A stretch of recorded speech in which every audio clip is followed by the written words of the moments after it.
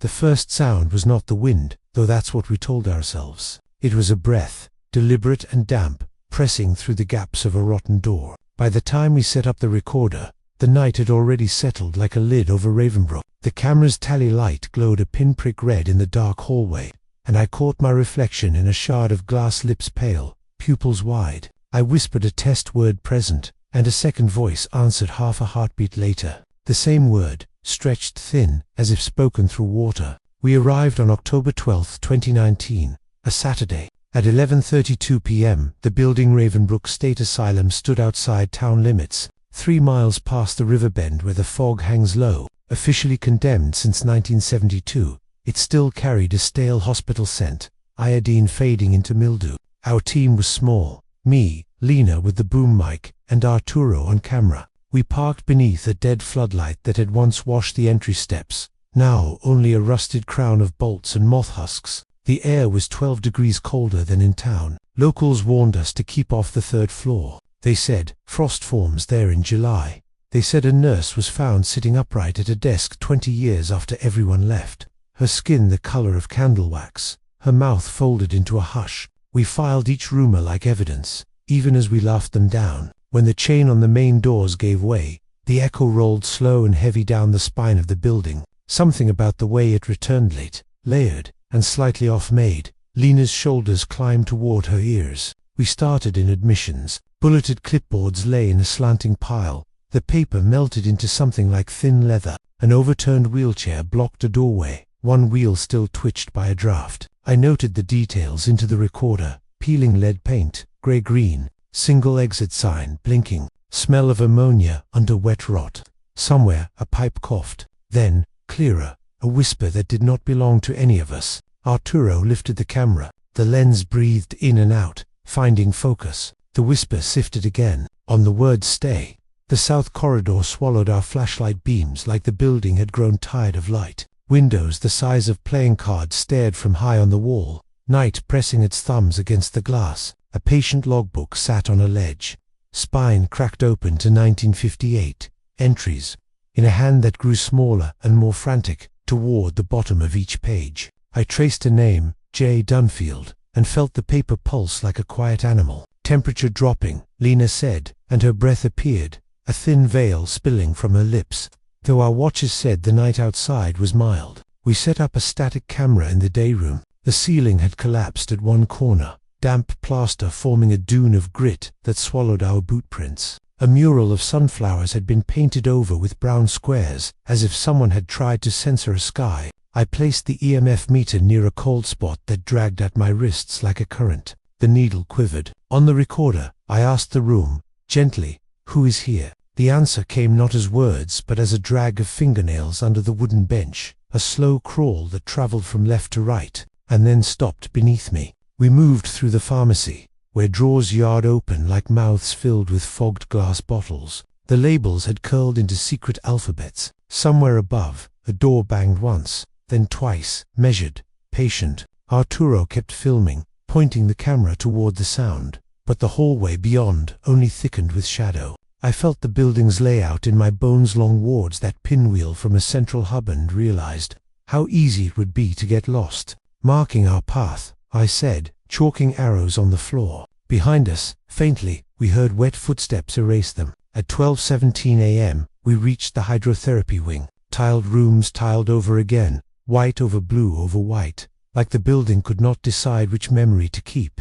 A row of porcelain tubs gathered the drip from ceiling wounds, each drop plinking with a metallic patience. I asked a question I had prepared for 3 weeks. Were you forced to stay here? The recorder captured the pause, the plumbing breaths, and then, a thin, trembling yes, so close it grazed the microphone foam. Lena jerked, smacking her shoulder into a tile edge. "Don't whisper in my ear," she snapped. "I didn't," I said. We paused by a service elevator stuck between floors, its doors parted 2 inches, like unblinking eyelids. A pencil trembled along the threshold, as if unsure whether to roll. Arturo angled the camera into the gap. The light showed a mirror-polished cable, still, and the dark throat of the shaft. From inside, a sound like knuckles tapping tin, slowly counting. 1, 3. The pencil finally moved and vanished into the gap, pulled by nothing we could see. The taps stopped. Far above, the pulley system exhaled, and dust sifted down in a lazy spiral that settled on Arturo's hair like grey snow. On the second floor, the nursery ward waited with its crib frames and rust-stamped mattresses. A mobile of paper moons and stars hung fossilized in a corner. The air grew sweet, cloying, like syrup left to burn. Arturo noted it first. Caramel or something. I knew that smell from a morgue visit years ago. Formalin turned old. We heard a lullaby then, not sung but hummed in a throat gone dry. The melody circled and misremembered itself. Lena's boom mic quivered like a metronome in her grip. I caught my breath to keep it from escaping. The humming stopped, mid-note, as if a mouth had been clamped shut. What startled me wasn't the slam building's slam. It was the apology that followed. A woman's voice, soft and brittle, said, "I shouldn't have. I'm sorry. I shouldn't have." The words threaded through the vents, became one voice, then many, then none. The apology snagged on a vent, grate, repeating at a seam in the metal until it frayed into sip. I knelt to listen. The duct exhaled a dry wind. Inside the vent, something shifted, pressing outward with the damp sound of fabric turning. A cuff button black, 4-holed popped onto the floor between my knees. At 12:43 a.m., our command response began. "Knock if you can hear me," I said, and the reply came from somewhere far down the east wing. I asked it to come closer. Knock, closer, knock. We were coaxing a wild thing, or it was coaxing us. "Stop at the doorway," I said, and the knocking paused at the cross corridor, where a doorway's shadow leaned across the floor. "What do you want?" Lena asked, breath-making ghosts. The answer scratched into a strip of curling paint beside her hand. "Want the quiet back?" Each letter appeared in a frost trace that lingered and then melted into the wall. We reviewed audio in the staff lounge, crouched under a dead fluorescent strip that still hummed with memory. Through the headphones, our own boots sounded like animals pacing a cage. Something else hid beneath our questions, a chant, stitched into the hiss. It wasn't words at first, just rhythm. 3 short, 1 long, 3 short, 1 long. Then vowels, stepping forward like shy birds. Arturo sped the tape down, then up. The vowels became a phrase. "Please leave us." My stomach hollowed. The tape had caught more than requests. There was urgency in it, and a ragged tenderness that made me ashamed of our lights. Lena wanted a break. We stood at a window that looked over the old parking court, now a black mirror for the moon. The glass was crazed with hairline cracks that made the night look like it had veins. Inside our breath box, I caught a smell like winter linen, the ghost of starch and soap. "Do you feel that?" Lena asked, and before I could answer, the window's frost traced a shape from the center outward. Not a handprint, not exactly. 5 lines raised from a small ellipse, like a crude sunflower. The mural downstairs, I thought, and felt an ache behind my eyes. "They painted over a sky," I whispered. "We made the choice everyone warned us against." At 1:09 a.m. we climbed to the 3rd floor. The stairs sighed. Each landing held a little altar of trash-old syringes without needles, a spine of paperback pages hardened with damp. The 3rd floor door wore a star-shaped scar, as if something had burst from inside long ago. When we pushed through, the cold struck clean and hard, a knifing lakewater cold. Our lights caught tiny crystals drifting in the corridor, snowing without source. Somewhere ahead, a gurney wheel squeaked once. Then the corridor held its breath for us, expectant. Patient, room 3 to 12 had been an isolation cell. The observation window was a mouth scabbed with scratches, concentric circles like a board clock's doodles. Inside, the walls were painted a punishing white. A copper drain winked from the middle of the floor. As we entered, the door swung to and settled against my backpack. The lock mechanism clicked by itself and held. "No," Lena said flatly. I recorded the time. The feel of the room was wrong, like standing too close to a live transformer. A low, almost tender buzz stroked the air. I spoke into the microphone, my own voice sounding borrowed. "We're here to listen." The listening answered. Not a voice, not first. A rhythm rose from the drain, drip, drip, drip. I knelt and held the recorder over the metal. The pattern shifted, then articulated, like a mouth learning how to use teeth. Through the grate, a whisper traveled up, so near it tickled my wrist hair. "I kept them warm," it said. "I kept them warm when no one else would." The room altered around us. The corners leaned in. In the glass, a shadow passed that wasn't ours, a figure in a nurse's cap, blocking a light that didn't exist. And then, moving on. Arturo rattled the latch. It wouldn't budge. The temperature fell again 8 degrees, 6-4 until sound thinned out and our clothing hardened at the seams. The air smelled like extinguished candles. Something padded past the door outside, unhurried, with the delicate forecount of bare feet. It stopped. The space under the door darkened, then paled, as if someone were crouching to peer in. A breath drew in and stayed, until my own lungs started to copy it. I coughed the air back. Lena whispered, "Please." The floor vibrated. A cat's purr turned hostile, traveling through the soles of our boots. Then, the wall spoke. Not through a vent, not through the drain. The paint itself bloomed with fissures that wrote a sentence. Letters cracking into existence as if ice were learning the alphabet. "Do not say their names." The door cleared its throat in a wooden groan. The gurney squeaked again. Closer this time though, the hall was empty. Arturo panned the camera. The frame caught a shape moving at the edge of vision, too tall where it should be tall. Bends like folded hangers where knees should be. It carried nothing, and yet the air ahead of it parted as though something heavy rode there. A cradle of cold. People talk about the moment in haunted places, the point where curiosity becomes trespass. Ours came when Lena said, "Tell me your name."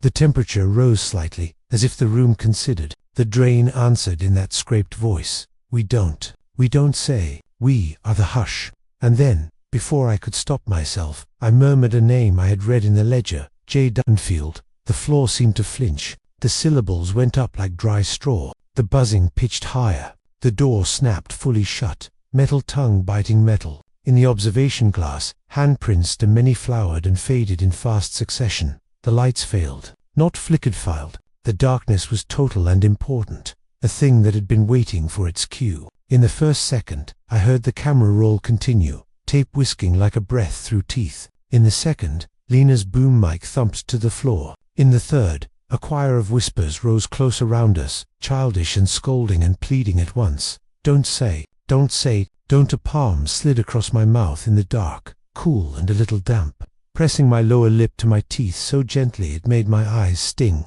And then it withdrew, leaving a quiet salt taste. I found the latch. The door opened on the third try, as if the idea had been returned to it. Arturo's shoulder blocked the frame. We hurried into the hall where a line of frost stitched along baseboards like lace laid down for guests. Our chalk arrows, somehow, had migrated to the walls, pointing not back to the stairs but deeper in. "No," I said, and spoke to the building as though to a well-meaning host. "We're leaving." My breath plumed. The arrows brightened briefly luminescent, and then sank back into the paint, like fish. The stairwell welcomed us with the smell of iron and wet rope. The pencil we'd seen vanish lay on the landing, as if it had always been there, its tip blunted, its wood damp with something that might have been condensation and might not. From the shaft came a little humming that reminded me of the nursery. We descended anyway, each step its own decision. On the second flight landing, a paper square waited torn from the old mural downstairs. How had it climbed so high?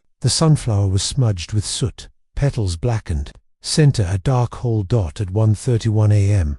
The lobby regained us like a slow tide. The front doors stood exactly as we had left them. Chain dropped, locks parted. Outside, fog clung only to the lot's edge, leaving a clear path to the car. We crossed the threshold, and the recorder in my hand clicked by itself. A new file labeled 000 appeared. I hadn't touched the button. I played it. The first 4 seconds were our own footsteps. The fifth held a voice mind saying in a tone I did not recognize, "We will come back." The rest of the file was empty, as if waiting to be filled.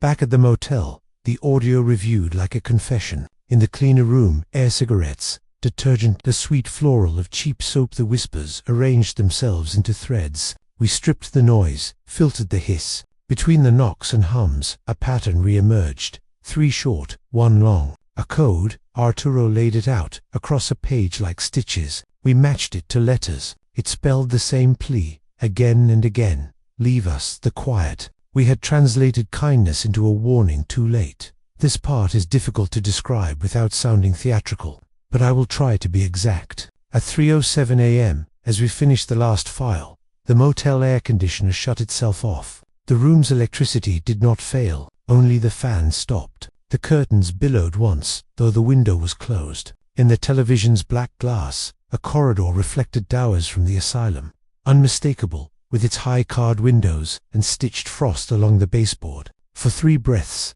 the reflection replaced our room. Then the glass returned to our faces, lifted and grey, as if we had been holding our breath too long. Morning made us bold in the way morning does. We drove back to Ravenbrook under a sky the colour of wet paper. The building's bricks looked softer, less armed. Birds ticked from the roofline like loose rivets. We walked to the steps without speaking, counting to keep our feet steady. 1, 2, 3, breathe. But at the door, we stopped. Someone had rethreaded the chain through the handles and set a single padlock. On its shank, in the metal bloom of rust, 5 fine scratches made a sunflower, and at its center a small black dot like a seed, or an eye. We file our footage. We have cut nothing. The camera caught a few things that our bodies did not. The nurse-shaped shadow crossing an impossible light twice. The pencil's impossible vanishing in one frame and reappearance 2 levels down in the next. The frost writing, which the lens renders not as frost but as a pale residue of light,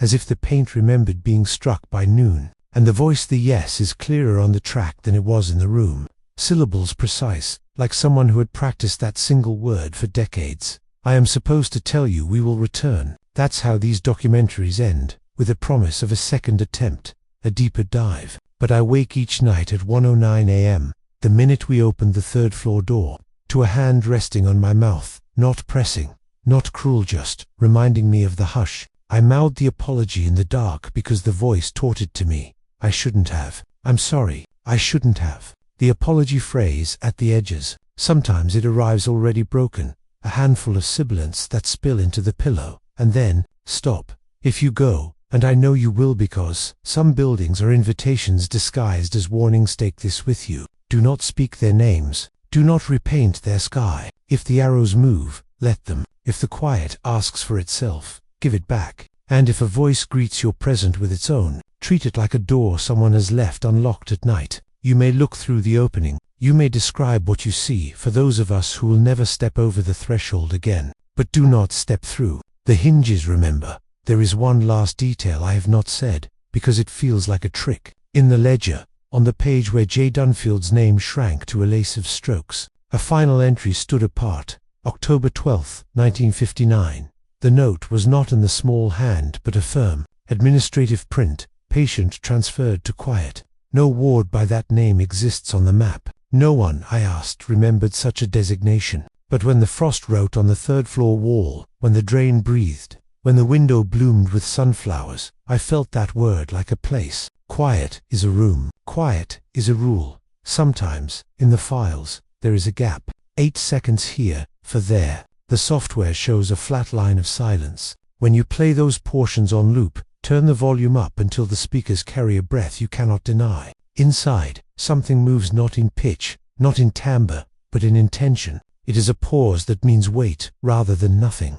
I think of the pencil rolling into the dark and being returned to us, blunted but intact. I think of the padlock's sunflower scratched by something small and careful. I think of the word the voice chose, the only one it would give us. Yes, when I close my eyes, the asylum is not empty. It is very full, but quietly. A hospital is a place that measures you, slices time into rounds and vitals and shifts. That measure stays when the bodies go. It is still there at Ravenbrook, a metronome that ticks even in the absence of clocks. Perhaps the cold on the 3rd floor is simply the leftover of a discipline that asked breath and voice to be still. Perhaps the building is practicing, still practicing. When the wind comes, the doors move a little and the old apologies fall from the vents like dust. We left our arrows, we left the sunflower scrap, we left the button and the blunted pencil on the motel nightstand without meaning to. And when I called, the clerk said the room had no such things, that the only item found was a chain fragment in the sink, and that it made a soft sound when moved, like a child shushing someone to sleep. She asked if she should keep it for us. I told her no. I told her to throw it away, but I knew, even as I said it, where it would go. Things here do not go away. They go to quiet. So this is the end we can offer you. A warning dressed as an invitation.